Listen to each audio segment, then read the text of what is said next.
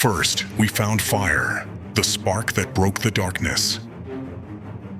It gave warmth, protection, and the courage to face the night. Then we found shelter, walls of mud, wood, and stone that turned fear into rest. For the first time, humanity stayed.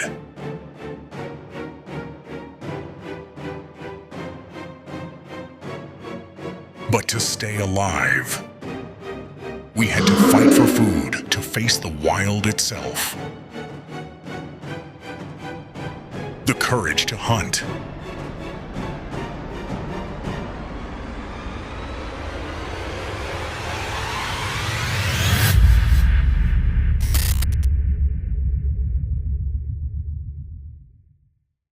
For thousands of years, humans wandered, chasing food, following herds, moving with the seasons. But one discovery changed everything. They found water, not the rain that fell and vanished, not the puddles left behind by storms, but rivers that stayed. The first time humans stood beside a flowing river, something inside them shifted. The water shimmered beneath the sun, endless and alive. It quenched thirst, filled empty hands, and promised something greater: stability. At first, the rivers were places of rest. After long hunts, tribes camped by the water's edge. They washed, drank, and watched fish move beneath the surface. But soon, they realized this was more than rest. This was life. The rivers gave everything: water to drink, fish to catch, animals to hunt, and fertile soil where plants could grow. The people stayed longer each time, returning to the same spot again and again. What began as camps became homes. They built shelters near the banks, learned to weave nets, and shaped clay pots to store water. Firelight flickered on the rippling surface at night, reflecting a new kind of world, one that no longer drifted with the wind. From rivers, they learned rhythm, the rising and falling of water, the changing of seasons, the call of life that returned again and again. Around these waters, language deepened, families grew, and memory took root. And so, the first settlements were born.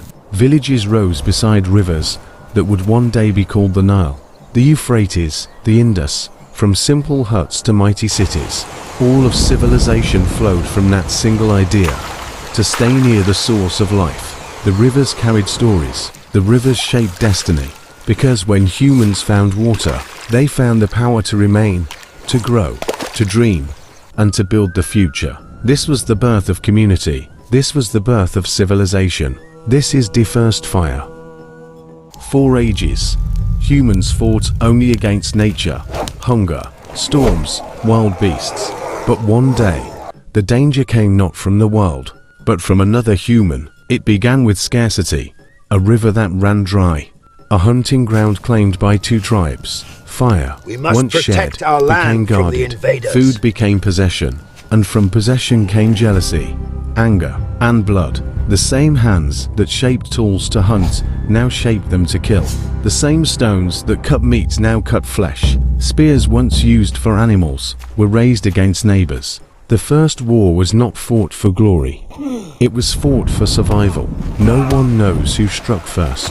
Maybe it was a frightened hunter defending his camp, or a desperate leader protecting his tribe.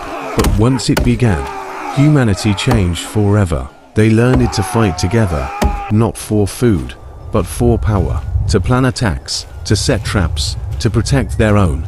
The rhythm of the hunt became the rhythm of war. Fire became both weapon and warning. Smoke on the horizon meant danger. The clash of stone and bone echoed across valleys. Every wound told the story of fear and evolution. The dead were mourned, their tools passed on. The living grew harder, wiser.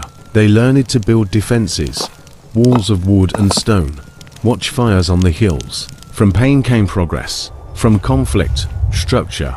War carved the shape of tribes, forced leaders to rise, and pushed minds to think faster, sharper. It was cruel, but it taught unity, loyalty, and invention.